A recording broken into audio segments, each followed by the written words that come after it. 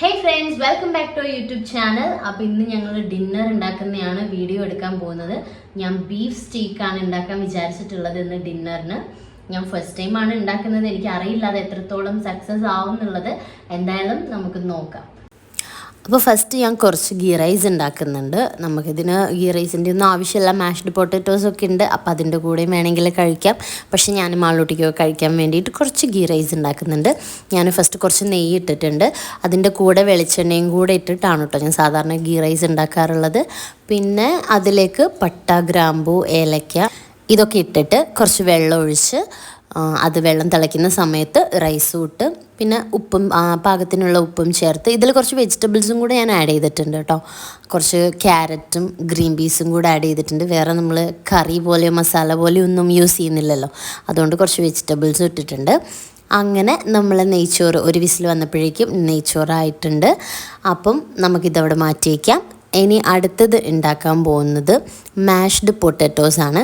അത് നമുക്ക് beef സ്റ്റീക്കിൻ്റെയും chicken സ്റ്റീക്കിൻ്റെയും ഒക്കെ കൂടെ കഴിക്കാനായിട്ട് അതിൻ്റെ കൂടെ തന്നെ ഉണ്ടാകുന്നൊരു സാധനമാണ് കേട്ടോ. അത് നമ്മൾ എങ്ങനെയാണ് ഉണ്ടാക്കുന്നതെന്ന് വെച്ചാൽ ഫസ്റ്റ് നമ്മളൊരു പാൻ ചൂടാക്കിയിട്ട് അതിലേക്ക് ബട്ടർ ഇടുക. ബട്ടർ ഇട്ടിട്ട് ബട്ടർ നല്ലോണം മെൽറ്റ് ആയതിൻ്റെ ശേഷം അതിലേക്ക് കുറച്ച് മിൽക്ക് ചേർത്ത് കൊടുക്കണം. ലോ ഫ്ലെയിമിൽ ഇട്ടാൽ മതി കേട്ടോ മിൽക്കൊക്കെ ഒഴിക്കുന്ന സമയത്ത്.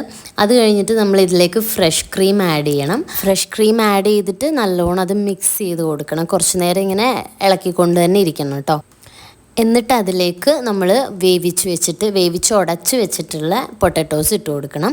അപ്പം നല്ലോണം പൊട്ടറ്റോസ് വേവിച്ചിട്ട് അത് ചൂടാറി നല്ലോണം നമ്മൾ മാഷ് ചെയ്ത് കൊടുക്കണം. ഞാൻ മാഷ് ചെയ്ത സമയത്ത് തന്നെ അത് ചിലതൊക്കെ ഉടയാത്ത ഭാഗങ്ങളുണ്ടായിരുന്നു. പക്ഷേ എനിക്ക് കുഴപ്പമില്ല, നമുക്കത് പേസ്റ്റായിട്ട് കിട്ടുന്നതാണ് കുറച്ചുകൂടി ബെറ്റർ. പക്ഷേ നമ്മൾ ഓക്കെ ആണെങ്കിൽ കുഴപ്പമില്ല. ചെറിയ പീസൊക്കെ ഉണ്ടെങ്കിൽ നമുക്കത് കുഴപ്പമില്ലെങ്കിൽ ഇറ്റ്സ് ഓക്കെ.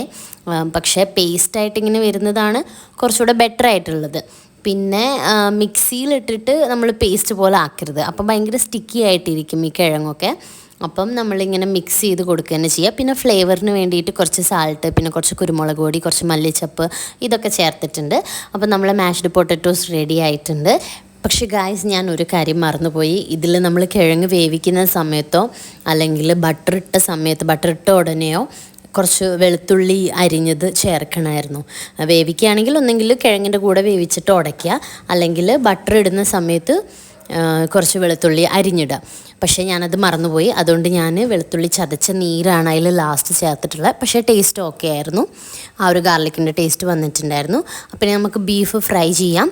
അതിന് വേണ്ടിയിട്ട് കുരുമുളകും ഉപ്പും ആക്കിയിട്ട് നല്ലോണം കഴുകി വൃത്തിയാക്കി ബീഫിൽ കുരുമുളകും ഉപ്പും ആക്കിയിട്ട് ഒന്ന് മാരിനേറ്റ് ചെയ്ത് വെക്കുക. ഞാൻ ബീഫ് ഇങ്ങനെ തന്നെ ഫ്രൈ ചെയ്തില്ല, ഇങ്ങനെ വേണമെങ്കിലും ഫ്രൈ ചെയ്യാമെന്നാണ് പറയുന്നത്. പക്ഷേ ഞാനൊന്ന് കുക്കറിലിട്ട് വേവിച്ചിട്ടാണ് ഫ്രൈ ചെയ്യുന്നത്. ഒലീവ് ഓയിലാണ് കേട്ടോ നമ്മൾ ബീഫ് ഫ്രൈ ചെയ്യുന്നത്. ഒലീവ് ഓയിലും കുറച്ച് ബട്ടറും ആക്കിയിട്ടാണ് അതിലാണ് നമ്മൾ ഫ്രൈ ചെയ്യുന്നത്. അപ്പോഴേക്കൊന്നും ഇവിടെ കറണ്ട് പോയി ഗായ്സ്, അതുകൊണ്ട് ഈ സോസ് ഉണ്ടാക്കുന്നത് എടുക്കാൻ പറ്റിയില്ല. പക്ഷേ കുഴപ്പമില്ല, ഞാൻ പറഞ്ഞു തരാം. നമ്മൾ ബീഫ് ഉണ്ടാക്കി കഴിഞ്ഞിട്ട് ബീഫ് ഫ്രൈ ചെയ്ത് കഴിഞ്ഞിട്ട് ആ ഒരു പാനിൽ തന്നെ ബാക്കി വന്നിട്ടുള്ള ബട്ടറും ഓയിലും ഉണ്ടാവുമല്ലോ, അതിൽ തന്നെ നമ്മൾ കുറച്ച് ഗാർലിക് ഇടുക, കുറച്ച് മൈദപ്പൊടി ഇട്ട് കൊടുക്കുക, കുറച്ച് പാലും അതുപോലെ കുറച്ച് വെള്ളവും ചേർത്ത് കൊടുക്കുക. എന്നിട്ട് നല്ലോണം മിക്സ് ചെയ്തിട്ട് ഈ ഒരു പേസ്റ്റ് പോലെ ആവുന്നവരെ മിക്സ് ചെയ്തെടുക്കുക. എന്നിട്ട് അതിൽ കുറച്ച് കുരുമുളക് പൊടി ഇടണം, പിന്നെ ആവശ്യത്തിന് ഉപ്പും ചേർക്കുക, പിന്നെ അതുപോലെ കുറച്ച് ചെറുനാരങ്ങയും പിഴിഞ്ഞു കൊടുക്കുക. അപ്പോൾ നമ്മൾ സോസും റെഡിയായി. അപ്പോൾ നമുക്കിത് സെർവ് ചെയ്യാം. അപ്പോൾ എല്ലാവരും ഇനി ചാനൽ സബ്സ്ക്രൈബ് ചെയ്യണം, നമ്മളെ വീഡിയോസ് കാണുക, ലൈക്ക് ചെയ്യുക, ഷെയർ ചെയ്യുക, നിങ്ങളുടെ അഭിപ്രായങ്ങൾ കമൻറ്റ് ചെയ്യുക. FBയിലാണ് കാണുന്നതെങ്കിൽ പേജ് ഫോളോ ചെയ്യുക. അപ്പോൾ ബൈ ബൈ ഫ്രം മാളൂട്ടീസ് വ്ലോഗ്.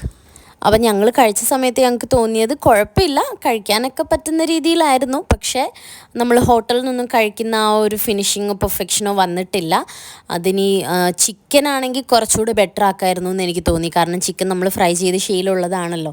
അപ്പോൾ ബീഫ് ആയതുകൊണ്ട് നമ്മൾ കുക്കറിലിട്ട് വേവിച്ചിട്ടും കുറച്ച് ഹാർഡായ പോലെയായിരുന്നു ഉണ്ടായിരുന്നത്. അപ്പോൾ കുഴപ്പമില്ല, നമ്മളിങ്ങനെ ഇടയ്ക്ക് ട്രൈ ചെയ്ത് നോക്കണമല്ലോ ഇങ്ങനത്തെ സാധനങ്ങളൊക്കെ വീട്ടിൽ. അപ്പോൾ പറ്റും. ചിലപ്പോൾ ഇനി ഒരുപാട് തവണ ഉണ്ടാക്കുമ്പോൾ നമ്മളിതിൽ എക്സ്പേർട്ട് ആകുമ്പോൾ ബെറ്റർ ആവുമായിരിക്കും. പിന്നെ ഈ മാഷ്ഡ് പൊട്ടറ്റോ അതുപോലെ ഈ സോസൊക്കെ നല്ല ടേസ്റ്റ് ഉണ്ടായിരുന്നു കേട്ടോ. വെറുതെ കഴിക്കാൻ പോലും ബീഫ് മാത്രമാണ് കുറച്ച് ഓക്കെ അല്ലാത്ത പോലെ തോന്നിയത്. മേ ബി ഇനി ഉണ്ടാക്കുമ്പോൾ റെഡി ആവുമായിരിക്കും. എന്തായാലും എല്ലാവരും ട്രൈ ചെയ്യും.